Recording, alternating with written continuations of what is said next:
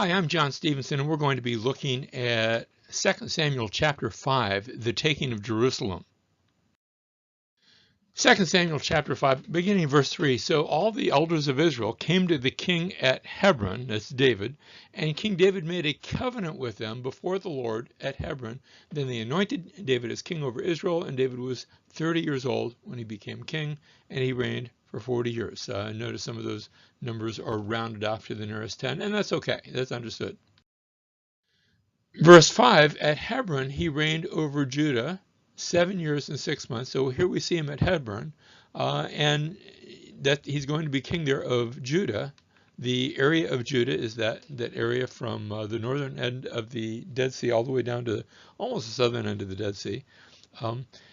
And then he's going to reign next in Jerusalem. He's going to reign for 33 years over all Israel and Judah. Now notice Jerusalem. Jerusalem isn't properly in Judah, at least it wasn't at that point. We're going to see that change. It's a little bit like Washington, D.C. Washington, D.C., it's wedged in there between Maryland and Virginia, but it's not in either state. It's D.C., it's District of Columbia. Jerusalem is going to be the same way. It will be eventually associated with Judah. And so verse 6, now the king and his men went to Jerusalem against the Jebusites. Jerusalem up to this point was not an Israelite city. Way back in Genesis chapter 14, we had seen that it had a king by the name of Melchizedek.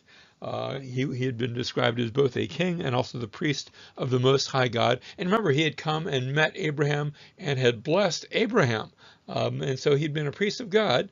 Sounds like a good person, at least one who's following the Lord. But then later on, when the Israelites came into the Promised Land, and even before that, I should add the land of Moriah, because there's a high place just north of the city of Jerusalem called Mount Moriah. Now, tradition has it, and I think tradition is right, that the land of Moriah and the Mount Moriah are the same place. And remember, that was where Abraham had brought Isaac when he had been commanded by God to sacrifice his son. That sacrifice hadn't taken place, but that is also in the area of Jerusalem. But then when the Israelites came into the land, and they found Adonizedek, king of Jerusalem, and that's in Joshua chapter 10, verses 1 through 3. And Adonizedek, remember, the Zedek part means righteousness. But he was not a righteous king, even though his name meant Lord of Righteousness. He had gathered a coalition of Canaanites to attack Israel, and he had been defeated by Joshua. Next, we find out, Judges chapter 1, verse 21, that the Benjamites had not been able to capture Jerusalem. So it remained throughout this period, times when the Jebusites were conquered, times when maybe it even fell, but it was still a Canaanite city and not associated with the Israelites. And so here it remains now, as our passage opens up in 2 Samuel chapter 5, verse 6. It was still a Canaanite city, and that's going to change here. The people of it had been called Jebus in Judges chapter 19, verse 10.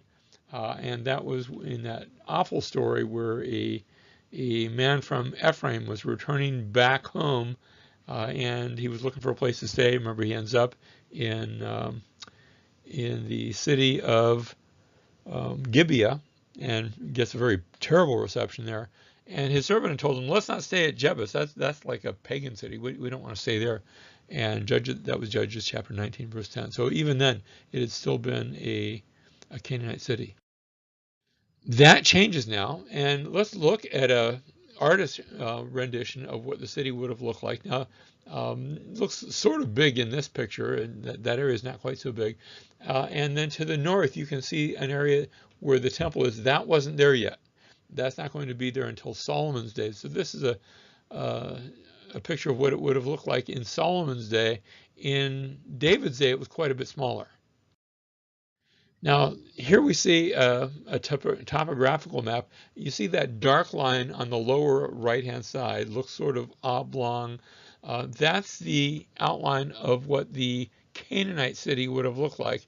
The other area that you see is the later Crusader walls that were built at a much later date. both Crusaders and maybe even periods after this. And you can see outlined there the Temple Mount on the right, middle right. All right, chapter 5, verse 6. Now the king and his men went to Jerusalem against the Jebusites, the inhabitants of the land, and they said to David, "You shall not come here, but the blind and lame will turn you away," thinking David cannot enter here. What they are doing, they are insulting David. They are saying, look, Jerusalem is considered such an impregnable city that even if you were blind, even if you were lame, you could not come to this city. And frankly, I understand what they're saying. When you get to Jerusalem, it's built on a ridge on three sides. You have to almost be a mountain goat to go up the ridge. It's not quite that steep, but it's still quite steep. And then you get to the walls, and then you have to climb up the walls. So it's naturally fortified, and then it's artificially fortified on top of the natural fortifications. Verse 7, nevertheless, David did capture the stronghold of Zion, that is in the city of David. And David said on that day, whoever would strike the Jebusites, let him reach, notice the lame and the blind, he's using their own phrasing against him. I can't help but think about how it's in this city that Jesus, the greater son of David, would end up healing the blind and the lame. But here is this taunt, and David says, let him reach the blind and the lame and the blind, who are hated by David's soul, through the water tunnel. Now notice that reference to the water tunnel, and therefore they see it becomes a saying, therefore the blind or the lame shall not come into the house. But notice this reference to a water tunnel. Now we can go to the site, and here we're looking at David's city. This is built up probably after he had taken the city from the Canaanites, and you're seeing the fortifications of that. And notice the opening there. The opening there takes you down through, well, it's no nice way to say this, through the water tunnel. Back in 1867, Captain Charles Warren noticed that there was a spring there, and he dug in and found the spring with a tunnel leading up underneath the old Canaanite city walls. And doing this, he found, I think, what David probably had found, that there was a way under the walls through the water tunnel, and it's very steep there. Nowadays, you can go through. Nowadays, there's a nice, easy stairway, and you can just climb the stairs. Very simple to get through. But back in that day, it wasn't lit. It didn't have those stairways. Maybe something made of wood, but there's no indication that even that was the case. And so it was a real feat to come up through here in the darkness, and yet David's men did it, and they captured the city. Verse 7, nevertheless, David captured the stronghold of Zion, that is the city of David, and he said that, let's strike whoever would reach the lame and the blind, let him strike them. And of course, like I said, 2,000 years later, we're going to have the greater David who will come, and instead of striking the city, he will be healing the lame and the blind as he heals all of us spiritually. And so we have that reference to the lame and the blind, and it reminds us of what would eventually take place. He is the one who heals the blind, the lame, the lost, and he heals us all. Verse 9, so David lived in the stronghold and called it the city of David, and David built all around from the Millo and inward. Now this reminds me of Isaiah chapter 2. Beginning in verse 2, now it will come about in the last days. The mountain of the house of the Lord will be established as the chief of the mountains, and it will be raised above the hills, and all the nations will stream to it.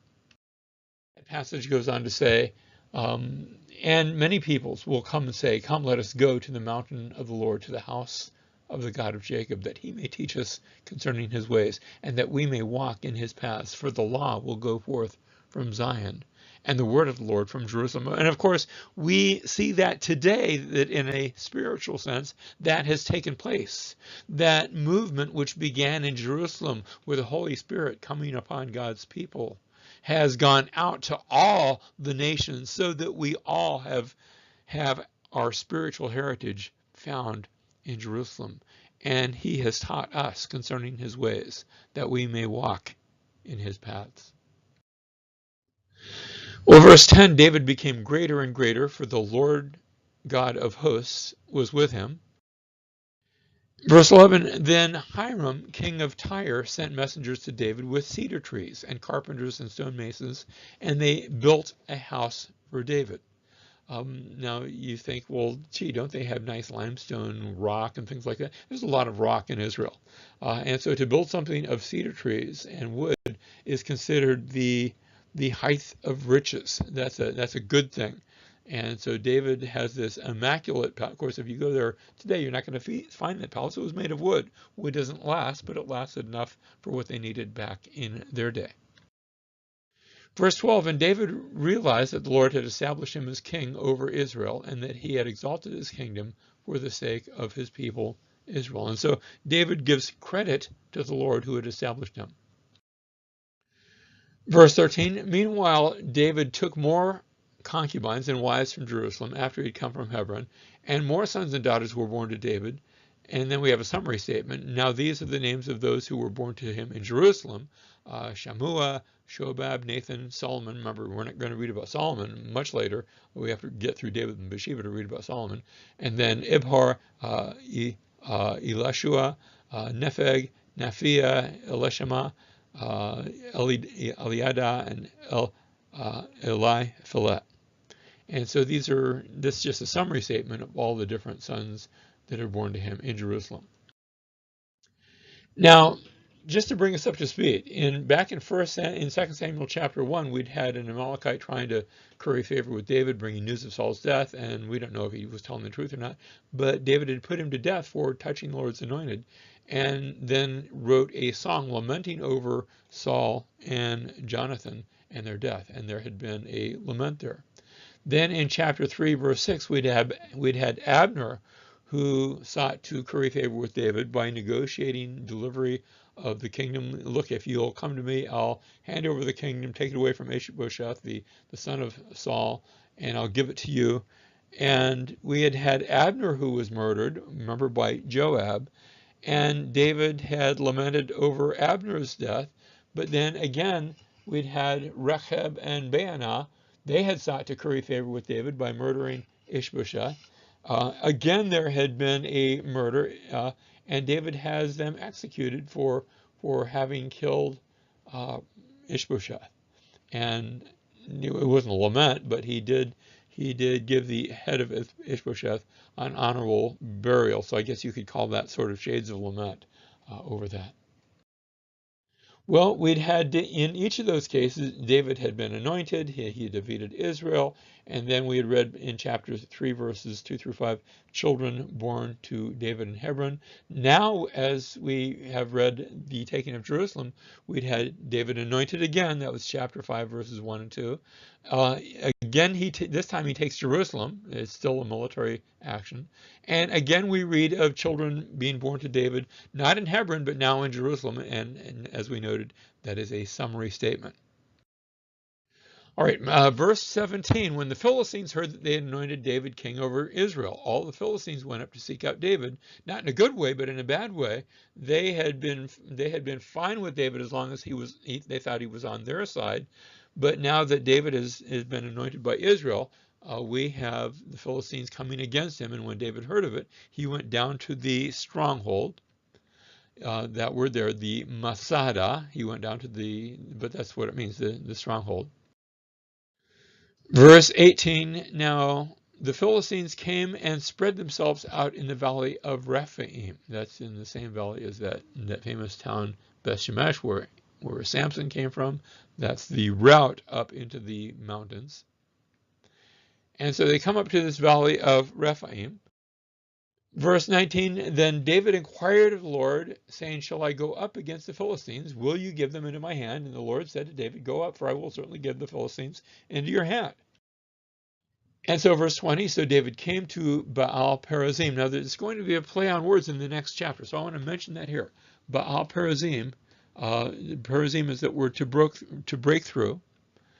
and defeated them there. And he said, the Lord has broken through, that's that Perez, he's broken through my enemies before me like the breakthrough of waters. Therefore he named that place Baal Perazim. We're going to see a different sort of breakthrough in the next chapter, but I want to point that out here. Verse 21, they abandoned their idols there, so David and his men carried them away, not to worship, but just to do away with that sort of thing. Verse 22, now the Philistines came up once again and spread themselves out in the valley of Rephaim. This is Act 2, Battle 2, I guess we could call it. Verse 23, then David inquired of the Lord, and he said, you shall not go directly up, circle around behind them and come at them in front of the balsam trees. It shall be when you hear the sound of marching in the tops of the balsam trees that you shall act promptly, for then the Lord will have gone out before you to strike the army of the Philistines. Reminds me of some places in the Middle East where Paula and I have been, and there were these trees that had leaves. I don't know if this is exactly the case here, but I suspect it is. The leaves are sort of cupped over, and the wind going through them makes almost like a little bit of a whistling sound. And maybe this is the same sort of thing that's happening. The Lord gives a signal through the wind. And of course, remember the Hebrew word for wind is the same word for also spirit. It's almost shades of God's spirit moving through the trees. I'm not saying that's how we got to translate it. Verse 25, well, David hears the sound, and then David did so just as the Lord had commanded him, and struck down the Philistines from Geba as far as Gezer. So what we have here, in 1 Samuel, we'd had the birth of Samuel. We'd had Hannah's song of thanksgiving. Then Samuel had heard God. And finally, it had war with the Philistines, and that hadn't gone so well. Here in 2 Samuel, following the same general outline, we have not a birth, but a death, the death of Saul. We have again a lament, a song, David's song of the bow. Again, David listens to, this time it's David who listens to the voice of the Lord, not directly, but through either a priest or a prophet or something like that. And again, there's war with the Philistines, but this time it is a success, and David wins.